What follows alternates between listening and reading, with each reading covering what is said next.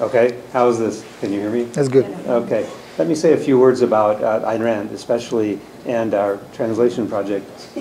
20 years ago, how many people are familiar with Ayn Rand, the works of Ayn Rand? 20 years ago, I got involved with a young Russian man named Dmitry Kostigin. He was 20 years old at the time. He had recently read the works of Ayn Rand. 1992, of course, the Soviet Union had just collapsed. It was wide open. Nobody knew what would happen. Nobody knew what to do.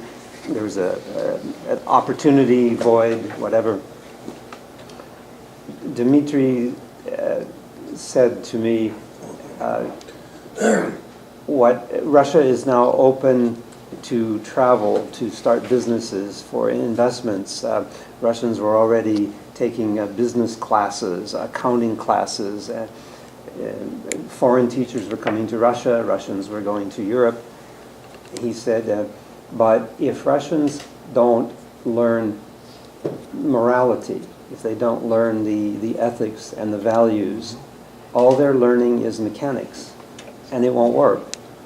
What we need to do is teach them the ethics and the morality and the principles of capitalism and free markets. And the best way to do that is to translate and publish Ayn Rand, because she, unique among all the philosophers and the economists who have written about the beauty of capitalism, the efficiency of capitalism, the practicality of capitalism, Ayn Rand gave us the moral basis, the moral arguments, why capitalism doesn't just produce good stuff, but why it's consistent with our nature, why it's morally right, why it's good, why it's necessary to realize our potential and our freedom as rational human beings. Dmitry argued, and I totally agreed, of course, this is what Russia needs. We need to change the culture. So that was our goal.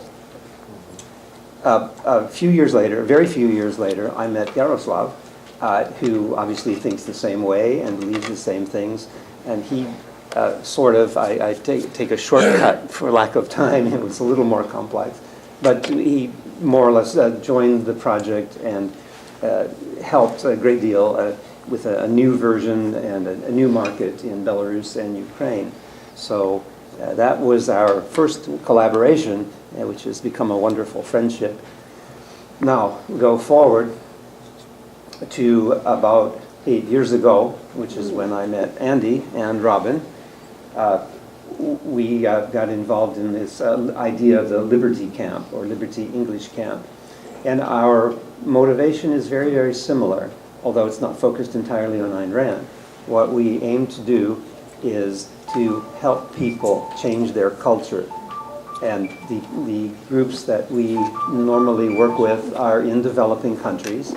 As Andy said, this weekend here in Miami is our first program in the U.S., but our audience, or our market, if you like, are very similar in that we're giving people tools of freedom, arguments, languages, books, ideas, authors, to help them change their culture.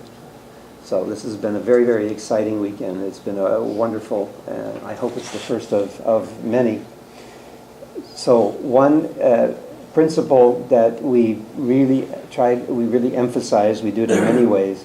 In our program, we basically try to tell people, in the words of Ayn Rand, each of us has to make a choice about how we deal with people. There are only two ways to deal with people, two fundamental ways. One is by reason and by trading and by exchanging value for value, by argumentation, by persuasion, peaceful ways. The other way is by force. We each have to make a choice at some point in our life. Most people choose peaceful ways. Some people do not. Some people don't recognize the choice. But to me, to us, we think that people need to understand that that's the choice and to understand the implications. And if you understand the choice, you understand, as Jaroslav has said, you can't compromise. You can't take shortcuts. You have to be as consistent as you possibly can.